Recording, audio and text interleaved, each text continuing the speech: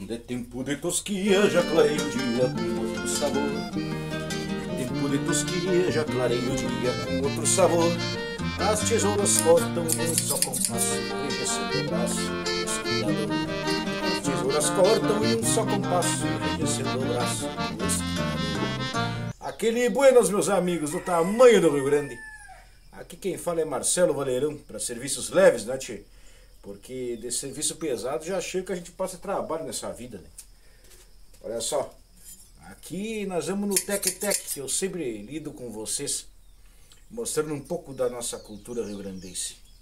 Mas não tem nada a ver de tosa de cavalo ou então de tosquia de ovelha, né? Aqui nós vamos falar de algo diferente hoje, bem diferente, para comemorar esses nossos quase 4 anos de canal, né? Na próxima sexta-feira que vem comemoramos 4 anos de Histórias do Rio Grande, de Prosando com a História, que era o nome antigo do canal e tudo mais, e esse índio velho aqui que vos fala. Vamos lá tocar-lhe ficha na nossa abertura Moi Gaúcha, para nós aqui prosar um bocadinho, um pouquinho mais sobre causas do nosso Rio Grande. Vamos que vamos.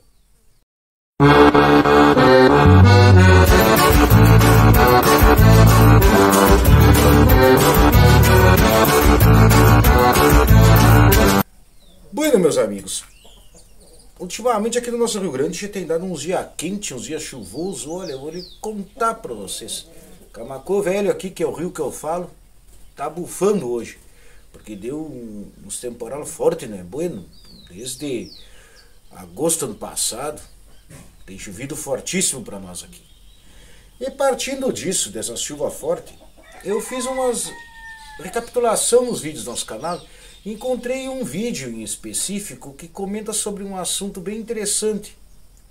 Só que esse vídeo eu fiz ele a moda bicho, né? Quando eu fui numa venda aqui perto das casas, vou deixar o card dele aqui em cima, né?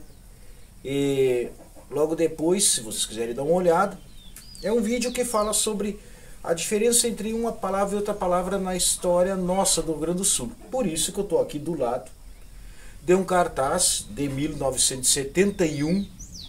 Esse cartaz é sobre a Califórnia da canção nativa, Califórnia da canção gaúcha, um dos mais famosos eventos da nossa música, e que também lançou na história da música gaúcha vários nomes que, para quem mora no Rio Grande do Sul, não conhece, mas para quem não mora, eu vou deixar aqui embaixo o nome deles. Essa música que eu cantei no início, ela foi uma música vencedora em 1979, Esquilador, do saudoso Telmo de Lima Freitas, e tantos outros nomes de músicas. E para quem não é do Rio Grande, fica conhecendo aqui com nossos vídeos um pouquinho da história do nosso estado, que é uma coisa bem peculiar em relação à história do Brasil num todo. Bueno, servando meu mate aqui, né? Porque o mate ele esquenta no inverno, aquece no verão, ou esfria no verão, né? Apesar de estar um calor velho muito gaúcho. Eu vou contar para vocês algo que, como historiador, tem que falar desde o início. Não dá para te falar aquela coisa na metade do caminho. Tu tem que falar desde o início de como começou para tu chegar até o ponto que é nativismo versus tradicionalismo. O nativismo de um lado e tradicionalismo de outro, que é o nosso tema de hoje, que já foi abordado aqui, como eu falei para você. Tu te definir como morador de um local. Assim como nós temos os nordestinos, assim como nós temos o pessoal do norte, com Bumba Meu Boi, o boizinho, aquelas danças tradicionais, assim como nós temos no Pantanal os pantaneiros, assim como nós temos a viola caipira, assim como nós temos as introduções de outras culturas um pouco mais modernas, que são os rodeios de cowboy, baseados nos Estados Unidos, que são muito famosos na região do interior de São Paulo, de Goiás e tudo mais. Assim como nós temos isso aqui no Rio Grande do Sul, nós temos também certas peculiaridades, certas coisas que nos fazem ser como somos. Mas isto foi inventado, isso foi criado, como o famoso historiador Eric Hobsbawm falou certa vez, e deixou também um artigo escrito, que é a invenção das tradições, onde ele cita, por exemplo, a invenção das perucas nas cortes europeias do século XVIII. Basta vocês darem uma lida naquilo ali e vocês vão reconhecer um pouquinho dentro da história que a gente tem essa luta interna entre uma invenção, algo criado espontâneo, algo nascido no povo, como é o caso de algo folclórico. E aqui a data inicial do nascimento da cultura rio-grandense, assim dizendo, da cultura gaúcha, é o ano de 1847. Eu coloco esse ano como o ano base. Talvez quem assistir aqui e é entendido do assunto vai colocar outro ano. Mas eu coloco esse ano base porque foi a primeira vez dentro da literatura, dentro da escrita do Brasil Império e também da província de São Pedro do Rio Grande do Sul, que era o Rio Grande do Sul, a primeira vez onde eles colocaram o nome gaúcho escrito aqui, a não ser pelos livros históricos que falavam del gaúcho.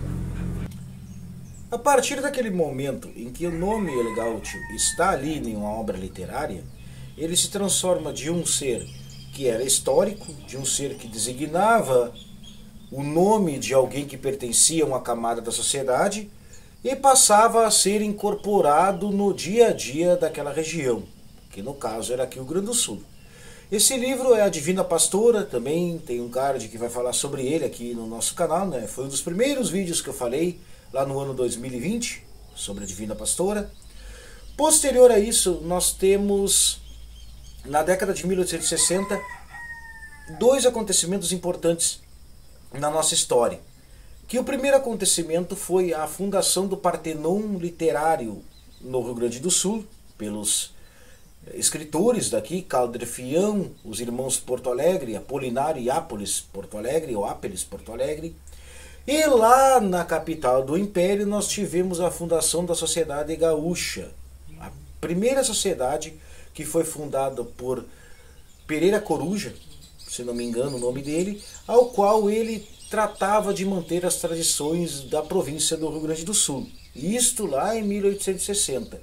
E um outro ponto foi a escrita do Gaúcho, que é um livro de José de Alencar, que trata sobre o gaúcho no Rio Grande do Sul, dentro daqueles romances famosos que nós temos no período romancista na literatura brasileira, que a gente estuda, que a gente gosta, que a gente tem esse apreço, porque tu lendo um livro sobre romance histórico ou literatura histórica, na época nem era literatura histórica, era uma literatura do cotidiano que a gente trata, tu vai entender como é que eram aqueles movimentos sociais daquela época. Bueno, partindo desse princípio, em 1883 nós temos outro cara que faz o nascimento da cultura gaúcha, o nascimento do regionalismo gaúcho. Ou seja, regionalismo, aquilo que é da região, aquilo que é do local, aquilo que se criou ali, de formas com particularidades e peculiaridades. Nesse sentido, o nome do cara que fundou isso, mesmo ele sabendo ou pensando que não havia fundado nada, é o João Sesimbra Jacques. Ele era do exército, era um militar. Ele escreveu dois livros sobre a história do Rio Grande do Sul e sobre os usos e costumes do Rio Grande do Sul, um em 1883 e o outro em 1912, se não me engano, algumas outras obras ele escreveu nesse meio, mas não com tanta envergadura. E dali foi fundado também nesse período aqui no Rio Grande do Sul 3 sociedades que buscavam manter a cultura e a história do Rio Grande, que foi o Grêmio Gaúcho em Porto Alegre, a Sociedade Gaúcha em Bagé e também a União Gaúcha em Pelotas. Isso só no século XIX, para nós termos uma ideia.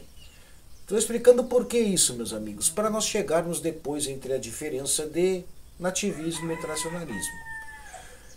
Na década de 1910 do século passado, também outro expoente da nossa cultura, que foi João Simões Lopes Neto, sem esquecer de falar para vocês que esses nomes que estou citando aqui, todos vão aparecer cards, todos eu citei no nosso canal, e muitos não têm grandes visualizações. Mas imaginem, a gente tem que fazer uma pesquisa, tem que estudar, tem que ler, para tu tirar de lá, trazer para cá e tentar explicar de uma forma bastante didática. Mas, bueno, não vamos reclamar tanto sobre isso, né? Enfim, Simões Lopes Neto, ele é considerado o patrono da literatura rio-grandense, da literatura gaúcha, da literatura regional. porque os seus livros, que ele escreveu entre 1913 e 1916, 1917, são livros que até hoje caem no vestibular e são livros de uso obrigatório se tu quiseres conhecer um pouco mais da história rio-grandense dentro do cenário do cotidiano, ou seja, daquela coisa que a gente chama de microhistória, a história do cotidiano das pessoas, que não são grandes eventos, mas são eventos pequenos que movem a roda gigante da história. A partir daquele momento, a gente pula mais uns 20 anos, 30 anos para frente, entre a década de 1940 e 1950, com o nascimento do movimento tradicionalista gaúcho, do MTG, que aí entra a palavra tradicionalistas, tradicionalismo, tradição. Compaixão Cortes, Barbosa Lessa e outros tantos que fizeram na década de 50 se consolidar o movimento gaúcho, o movimento de tu usar a bota e bombacha, o movimento de tu dançar as músicas antigas, o movimento de tu gostar daquilo que fazia parte do local onde tu vivia. Em 1950 também nasce o Grande Rodeio Coringa, que em 1950 1960, se não me engano, que foi um programa de rádio feito por Darcy Fagundes e também o autor daquela valsa muito famosa, Última Lembrança, Luiz Menezes. Esses dois deram uma popularização no rádio da música gaúcha e também da forma de tu entender o Rio Grande do Sul. Em 1970 surge outro movimento com releituras sobre a nossa tradição, que foi o movimento nativista, com a primeira Califórnia da canção nativa, lá na cidade uruguaiana, e que deu uma nova roupagem para a música rio-grandense e também para a forma de tu entender o que é nascer naquele local. Vamos colocar aqui pontos interessantes sobre esses dois. No tradicionalismo existe uma rigidez e uma hierarquia que no nativismo não existe.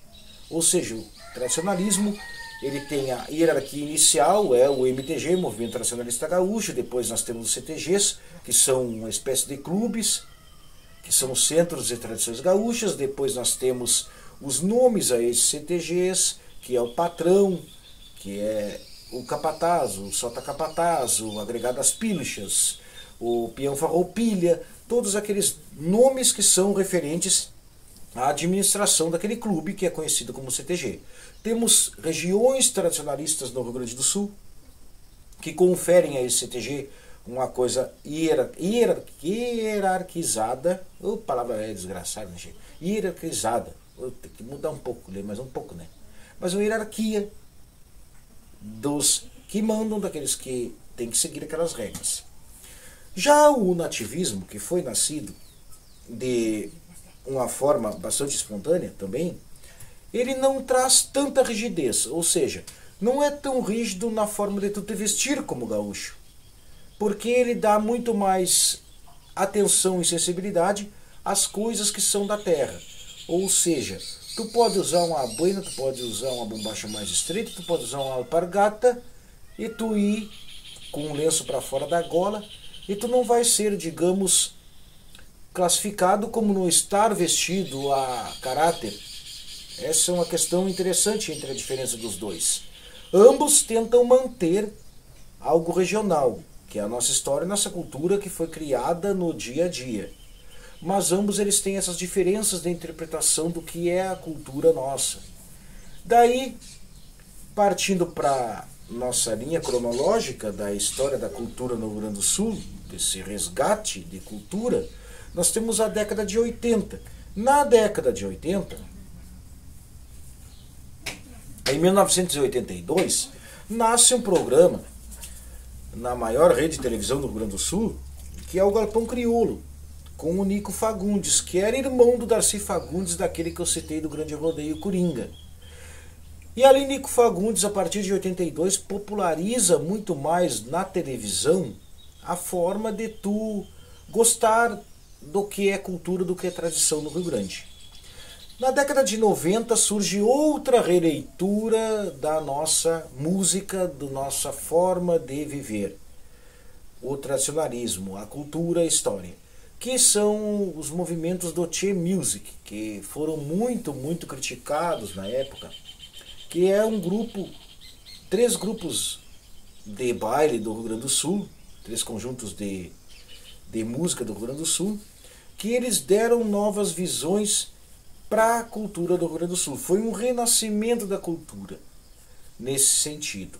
A partir de 2010, daí nós temos outra mudança na visão de tu abordar a nossa cultura, que é a entrada dos vídeos pela internet, a era digital. Que eu não gosto muito de falar sobre a história contemporânea, a história de agora, porque a história de agora ela está sendo feita diariamente. Então ela vai ter uma interpretação daqui 5, 10 anos para frente. Porque o agora é o momento em que nós estamos. Então quer dizer que esse momento tu acaba não conseguindo discernir muito uma coisa da outra. Daí tu tem que buscar tuas respostas lá no passado. Partindo desse momento, de 2010 até 2020, nós temos a popularização dos vídeos digitais, como é o caso desse índio velho que está a voz falando aqui. E também nós temos a popularização, ainda se mantendo naquela bolha que é o Rio Grande do Sul, Santa Catarina, Paraná, do ser gaúcho, do vestir uma bombacha, do vestir uma bota. Tu gostar de música gaúcha, tomar teu chimarrão aí num calorão, que eu tô aqui derretendo os mondongos, né, tia? Mas vamos que vamos. Não podemos se entregar para os homens, né, tia? Que também foi uma música muito gaúcha, né? Não podemos entregar para os homens do Leopoldo Racier, lá numa das Califórnias da canção gaúcha, ou nativa.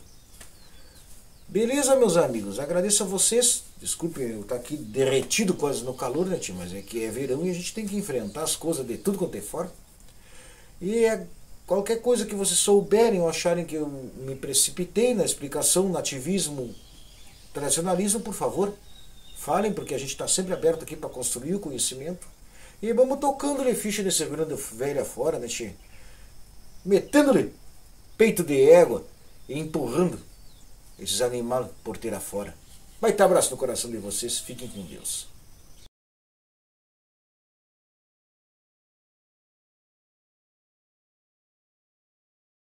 Ou